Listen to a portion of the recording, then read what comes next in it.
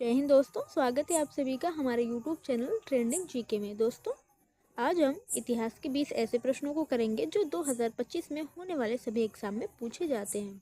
तो आप लोगों से रिक्वेस्ट है कि प्लीज़ वीडियो में अंत तक ज़रूर बने रहिएगा। और हाँ, इस समय तो बहुत ज़ोरों से तैयारी चल रही है आपकी रेलवे एनटीपीसी की, तो ये प्रश्न आपके लिए भी बहुत ही हेल्पफुल होने वाले हैं। चलिए बिना देर के अपने वीडियो की शुरुआत करते हैं। पहला प्रश्न है हमारा, वैदिक देवता इंद्र ईश्वर थे, किसके थे? शाश्वता के, वर्षा एवं ब्रज के, अग्नि के या पवन के? तो आपको बता दें कि इंद्र देवता जो थे वो वर्षा एवं ब्रज के देवता थे। तो ऑप्शन नंबर हमारा बी यहाँ पे करेक्ट हो जाएगा। अगला प्रश्न है हमारा, ऋग्वेद का प्रमुख देवत्व कौन है? कौन है? शक्ति, वरुण, मारुत या अग्नि? तो याद रखना, ये प्रमुख देवत्व जो है वो अग्नि थे। तो ऑप्शन नंबर हमारा डी करेक्ट हो जाएगा। अगला प्रश्न है हमारा, भारत के प्रतीक चिन्ह की आधार पट्टी पर अंकित शब्द सत्यमेव जयते किससे लिए गए हैं? तो किससे लिया गया है? रामायण से, मुंडकोपनिषद से, ऋग्वेद से या शतपथ ब्राह्मण? तो याद रखना, आपका करेक्ट आंसर हो जाएगा ऑप्शन नंबर बी, मुंडकोपनिषद से लिया गया है। अगला प्रश्न है हमारा, पुराणों की कुल संख्या कितनी है? कितनी है पुराणों की संख्या? ऑप्शन है आपका 21, 18, 20 या 11। तो याद रखना, पुराणों की कुल संख्या है 18। तो ऑप्शन नंबर बी हमारा करेक्ट हो जाएगा। अगला प्रश्न है हमारा, गायत्री मंत्र का उल्लेख सर्वप्रथम कहाँ मिलता है? तो कहाँ मिलता है सबसे पहले गायत्री मंत्र का उल्लेख? ऑप्शन है आपका अथर्ववेद में, उपनिषद में, पुराणों में या ऋग्वेद में? तो याद रखिएगा, आपका यहाँ पे सही जवाब हो जाएगा ऑप्शन नंबर डी, ऋग्वेद में सबसे पहले गायत्री मंत्र का उल्लेख मिलता है। तो ऑप्शन नंबर डी। अगला प्रश्न देखते हैं, वैदिक धर्म का मुख्य लक्षण इनमें से किसकी उपासना थी? तो वैदिक धर्म का मुख्य लक्षण इनमें से किसकी उपासना थी? ऑप्शन डी आपका देवी माता, पशुपति, त्रिमूर्ति या प्रकृति? तो याद रखिएगा, आपका सही जवाब हो जाएगा ऑप्शन नंबर डी, प्रकृति की उपासना थी। तो ऑप्शन नंबर डी हम लॉक करेंगे। अगला प्रश्न है हमारा, ऋग्वैदिक काल से पूर्व आर्यों का मुख्य व्यवसाय क्या था? तो आर्यों का मुख्य व्यवसाय क्या था ऋग्वैदिक काल के पहले? ऑप्शन डी आपका खेती, पशुपालन, व्यापार या शिल्पकारी? तो याद रखिएगा, आपका करेक्ट आंसर हो जाएगा ऑप्शन नंबर बी, पशुपालन। तो ऑप्शन नंबर बी हम लॉक करेंगे। अगला प्रश्न दिया हमारा, 4 आश्रम निम्नलिखित में से संबंधित हैं। तो 4 आश्रम संबंधित हैं। ऑप्शन दिया आपका जीवन के चरणों से, आर्य समाज के धार्मिक और पूजनीय स्थल से, राजाओं और महाराजाओं के निवास स्थान से या जाति से?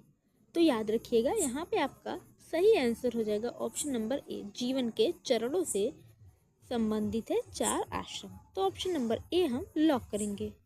अगला प्रश्न हमारा, वैदिक साहित्य में प्रयुक्त व्रीहि शब्द का अर्थ है। तो व्रीहि शब्द का क्या अर्थ है? ऑप्शन डी आपका गेहूँ, चावल, तिल और जौ? तो याद रखिएगा, यहाँ पे आपका करेक्ट आंसर हो जाएगा ऑप्शन नंबर बी, चावल का जो है अर्थ है व्रीहि। तो ऑप्शन नंबर हम बी लॉक करेंगे। अगला प्रश्न है हमारा, पाणिनि किस विषय के प्रसिद्ध विद्वान थे? तो पाणिनि किस विषय के प्रसिद्ध विद्वान थे? ऑप्शन डी आपका आयुर्वेद के, खगोल विज्ञान के, जीव विज्ञान के या भाषा और व्याकरण के? तो याद रखिएगा, आपका राइट आंसर हो जाएगा ऑप्शन नंबर डी, भाषा और व्याकरण के प्रसिद्ध विद्वान थे पाणिनि जी। तो ऑप्शन नंबर डी हम लॉक करेंगे। अगला प्रश्न है हमारा, आर्य समाज वर्णों में विभाजित था। कितने वर्णों में विभाजित था आर्य समाज? ऑप्शन दिया आपका 4, 3, 5 और 2। तो याद रखिएगा, यहाँ पे आपका राइट आंसर हो जाएगा ऑप्शन नंबर ए, 4 वर्णों में विभाजित था। अगला प्रश्न है हमारा, गौतम बुद्ध का जन्म कहाँ हुआ था? कहाँ हुआ था गौतम बुद्ध का जन्म? बोधगया में, लुम्बिनी में, वैशाली में या पाटलिपुत्र में?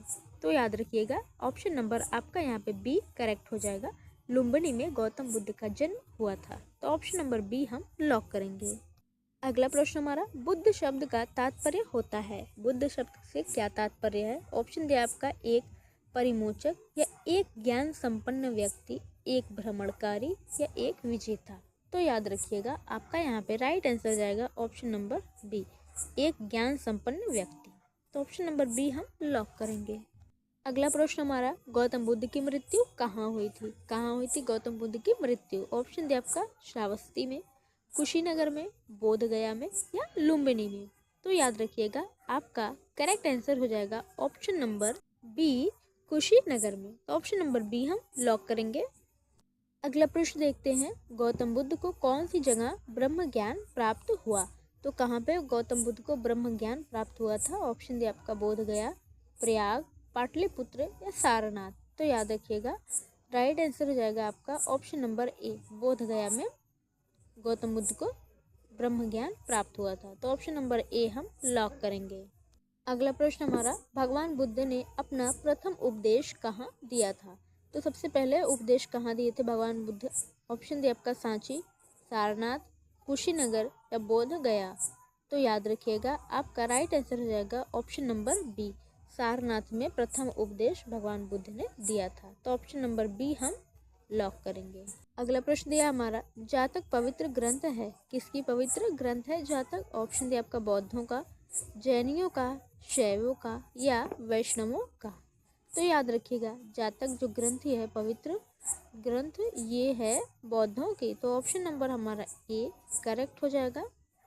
अगला प्रश्न हमारा, बौद्ध धर्म के प्रचार प्रसार के लिए कौन सी भाषा प्रयोग की गई थी? कौन सी भाषा प्रयोग की गई थी? ऑप्शन दिया संस्कृत, पाली, हिंदी या प्राकृतिक? तो याद रखिएगा बौद्ध धर्म के प्रचार और प्रसार के लिए पाली भाषा का प्रयोग किया गया था। तो ऑप्शन नंबर हमारा यहाँ पे बी करेक्ट हो जाएगा। अगला प्रश्न हमारा, त्रिपिटक का धार्मिक ग्रंथ है, तो त्रिपिटक किसका धार्मिक ग्रंथ है? ऑप्शन दिया आपका हिंदू धर्म, बौद्ध धर्म का, मुस्लिम धर्म का या जैन धर्म का? तो याद रखिएगा आपका राइट आंसर हो जाएगा ऑप्शन नंबर बी, बौद्ध धर्म का धार्मिक ग्रंथ त्रिपिटक है। तो ऑप्शन नंबर बी हम लॉक करेंगे। दोस्तों आज की वीडियो में बस इतना ही। आशा करती हूँ वीडियो आपको ज़रूर पसंद आएगी और इसमें जितने भी प्रश्न थे ये सब आपके एग्जाम में आने वाले हैं। तो यदि आप चैनल पर नए होंगे तो चैनल को सब्सक्राइब कर लीजिएगा और हाँ, यदि वीडियो पसंद आए तो प्लीज़ वीडियो को एक लाइक ज़रूर करिएगा। मिलते हैं आपसे अगली वीडियो में, तब तक के लिए जय हिंद, जय भारत।